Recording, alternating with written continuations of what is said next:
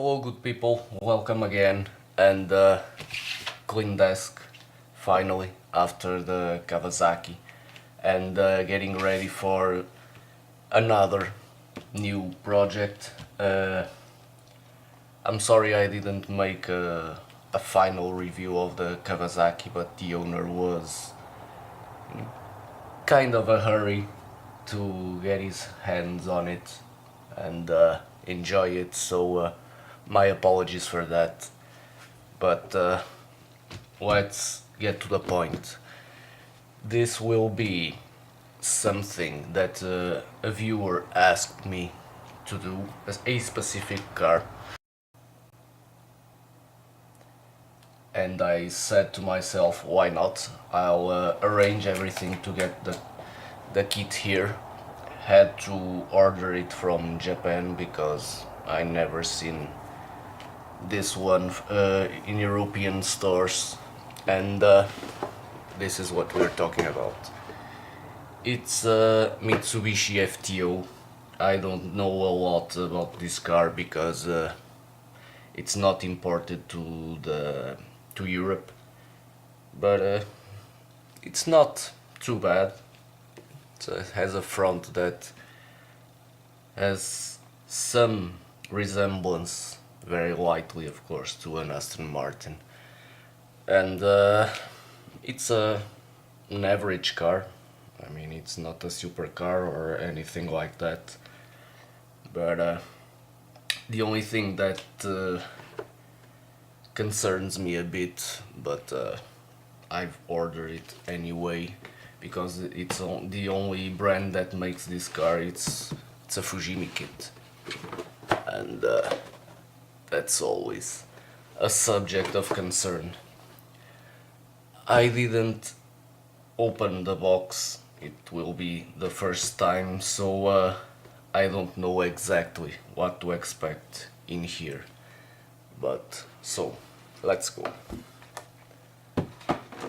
First thing I do when opening a Fujimi kit is here, the bag of tires, which usually you have that metal shaft that goes into the rear wheels, and this one hasn't. So for me that's good news, which means that the kit has all the suspension details, I suppose, but we'll see. But so far signs are good. I'll start with the clear parts because it's always the most boring part, and no big things to say except if they are clean or not, and in this case they are. Fujimi aren't bad in clear parts. So far all of those I've assembled, clear parts are pretty decent, and this one is good also. Let's move on.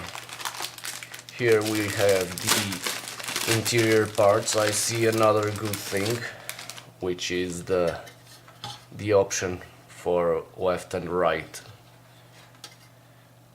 hand drive, and all of the rest. It has the brake discs. When you have a Fujimi kit that doesn't come with brake discs, usually are the ones who also have that metal shaft. So another good thing here. I see there's two gearbox levers, one for an automatic and another for a manual, but I'm only seeing here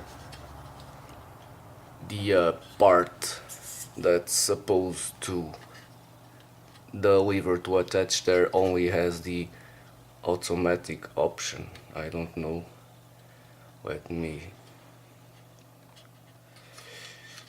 oh no, sorry, the manual lever will insert directly in here, so my apologies, my bad. Other than that, The dashboard has pretty decent detail. It's not bad, really, not bad. Moving forward, here we are with the chassis parts, and also we have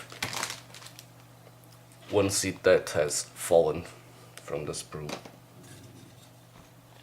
So, this is what I was concerned about, and luckily it has all the suspension details. You have the rear, I guess this one is the rear, no, this is the one.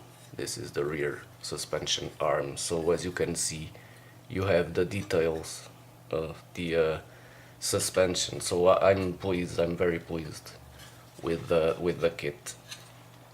It's not that I always remember the BMW, the E30, which that chassis was a complete joke, no detail whatsoever, just a generic thing that was common to the BMW and the Mercedes Evo.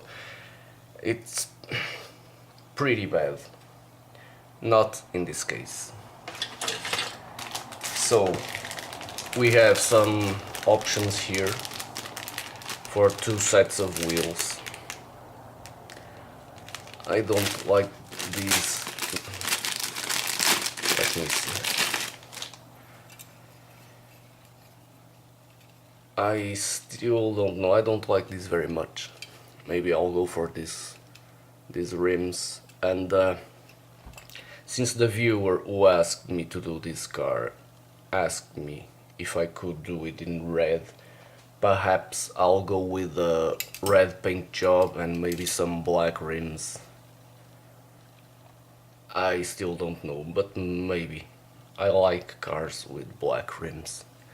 So anyway, you have here two sets of rims, a nice option. And finally, we have the body. I'm a bit concerned. Oh, here they are. I was a bit concerned. Well, there's something here about the set of rims, but my Japanese is a little rusty, so I don't know what it says here. I don't know. So, the body. Here we are with the body. Unfortunately, the grille is molded with the rest of the body, so not that cool, but not any major problem. Well, at first look, what I see, it's huge amounts of the molding lines people like to talk about.